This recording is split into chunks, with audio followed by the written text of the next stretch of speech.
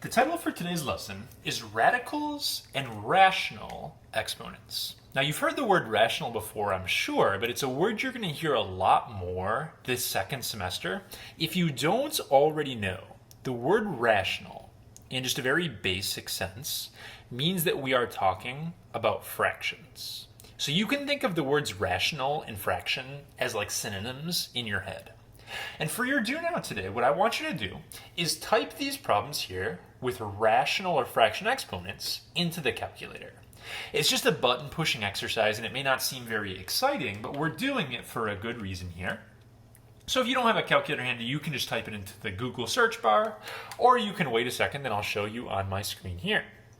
So when I go and type my first problem in, I have 25 to the 1/2 power. And it turns out that 25 to the 1/2 power is equal to 5. Then I asked you to type in 49 to the 1/2 power, and 49 to the 1/2 power is a 7. I then made you do 100 to the 1/2 power, and you will find that if you type that in, it equals a 10. So you may be like looking at this, and you should try to tell me, why did I make you do that? Why did I make you type in numbers to the 1/2 power? And if you look at the answers that we got right here, it sure looks like a 1/2 power is the same thing as doing a square root. The square root of 25 is 5, square root of 49 is 7, square root of 100 is 10. Turns out that is always true. If I do my next column right here, if I do a 1/3 power, 8 to the 1/3 power is going to be 2. That's actually the exact same thing as the cube root of 8. 216 to the 1/3, cube root of 216 is 6. 1,000 to the 1/3 is 10. So a 1/3 power is the same thing as doing a cube root. If I progress to the next row and I do, column, and I do 81 to the 1/4 power, you'll see that that does equal 3, same thing as doing a 4th root. So the idea behind fraction exponents is that they're actually equivalent to doing whatever type of radical it is we're talking about. 1/3 power, same thing as a cube root. 1/4 power, same thing as a 4th root, etc. Why does that make sense? It's actually easiest if you think about just a really basic equation. Like, let's say I had the equation x squared equals 4. Well, if you guys wanted to solve this, you've been trained by now that, hey, you toss a square root down, you get x equals plus or minus 2. There's actually a second way you could solve that problem, though. Instead of busting out like a square root to both sides, what you could do is you could actually do an exponent on both sides of the problem. And to cancel out this squared and just get x to the first power, which is what happens when you solve, you would need to do an exponent of 1/2 on both sides. If you do this, 2 times 1/2 would cancel out, you would just get x, and logically, it has to get you the same answer, so it's going to equal plus or minus 2 as well. So you can look as a fraction exponent as like another way of canceling out an existing power in a problem. You could take the exact same logic. If I have x to the 3rd equals 8, well, I would want to do a 1/3 power to cancel out a 3rd power. So they would multiply and cancel. So that idea is really, really important. Radicals are actually just fraction exponents in disguise, and vice versa.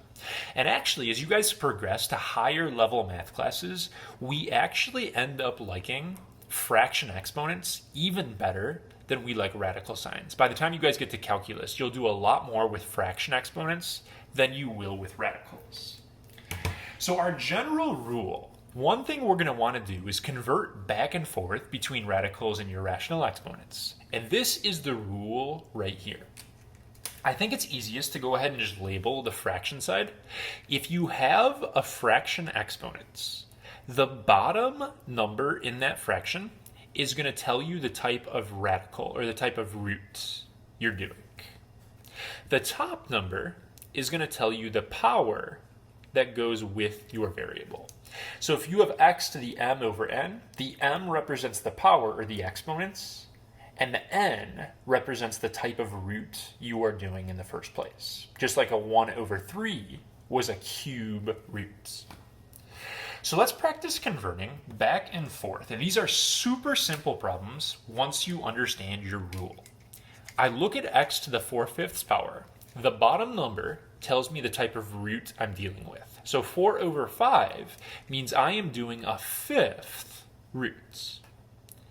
The x to the 4th part right there, that's just the exponents on x. So I get the fifth root of x to the 4th. These two things are identical to one another. They're just different ways of writing the same thing, and it just depends what the problem wants when you set it up. My next example, if you guys want to pause and try this one for yourself, I see that it's over 2 in my exponent. That's a regular square root. And if it's a square root, you could put a 2, but you don't have to. And then it's going to go x to the 7th on the inside.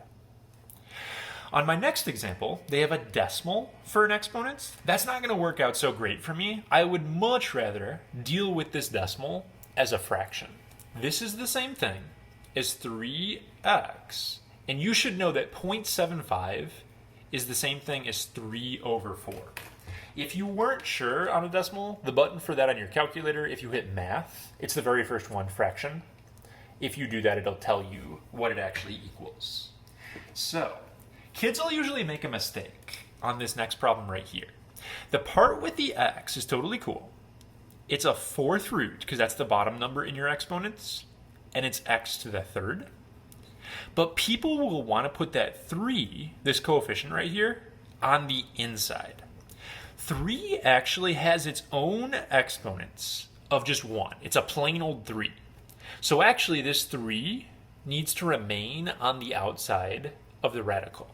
If you were to put the 3 on the inside, then what you're doing is you're saying it should be 3 to the 1 over 4, which is not the same thing as what was going on right here.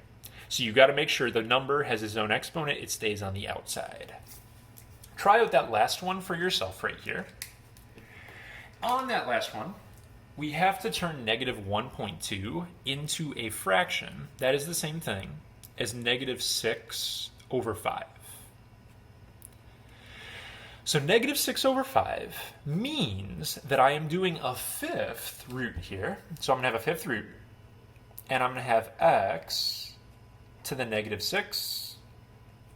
The 4 has its own exponent of 1, so 4 is just going to stay on the outside like that. And this is okay, but we usually don't like dealing with negative exponents in general. So what we're going to do inside this root right here is I am going to turn this into 1 over x to the 6th. You're allowed to actually send it to the bottom within the radical right here and write it like this. Incidentally, you could also, on this problem, have written it and move this to the bottom right away. If you move it to the bottom right away, it would look like this. And then I would have 4 over the fifth roots x to the 6th.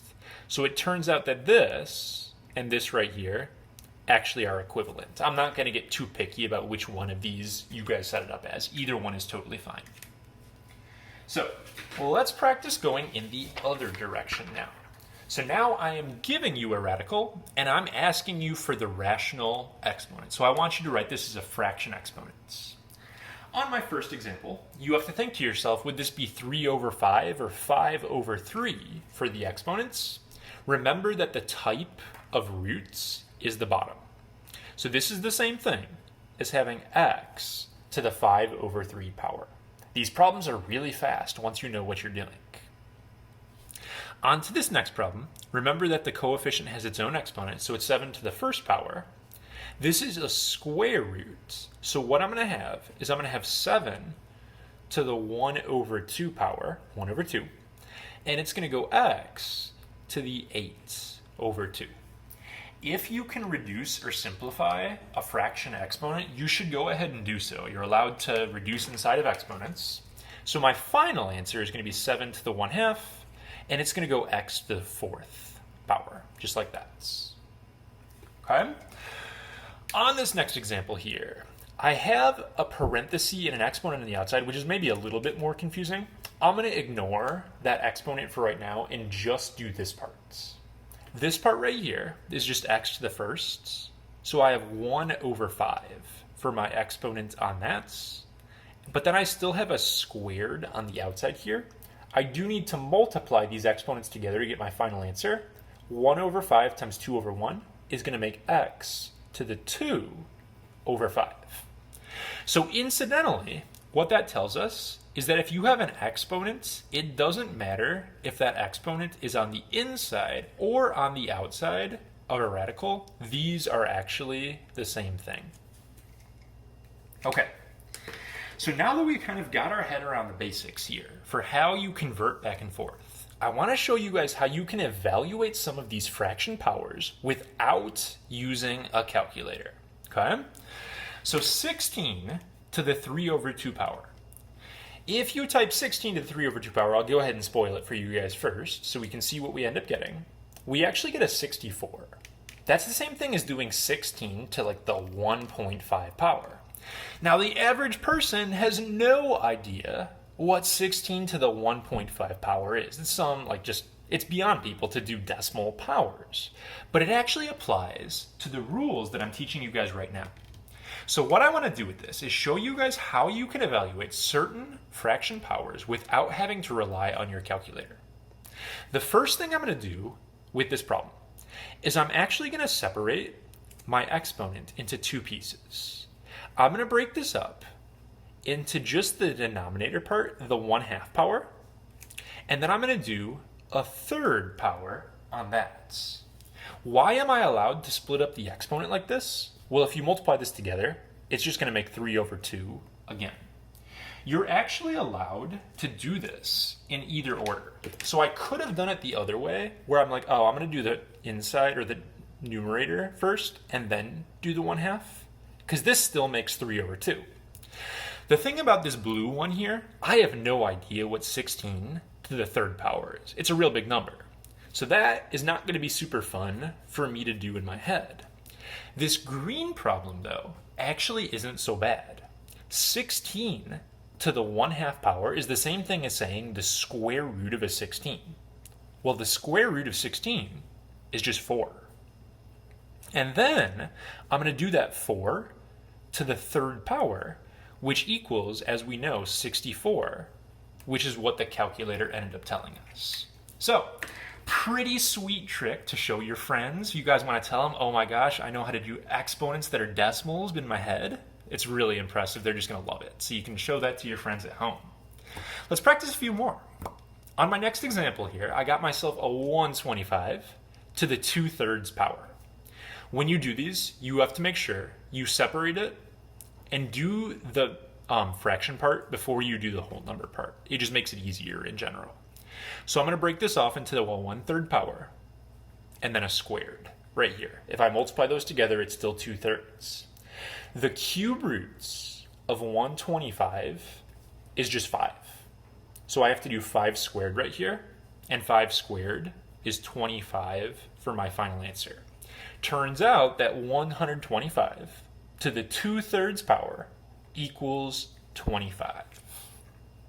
So, see if you can handle this next one for yourself. The first thing you're going to do is turn that decimal into a fraction here. So pause me and try this one for yourself. Idea on this one, now that you've tried it yourself, is this is the same thing as 3/4.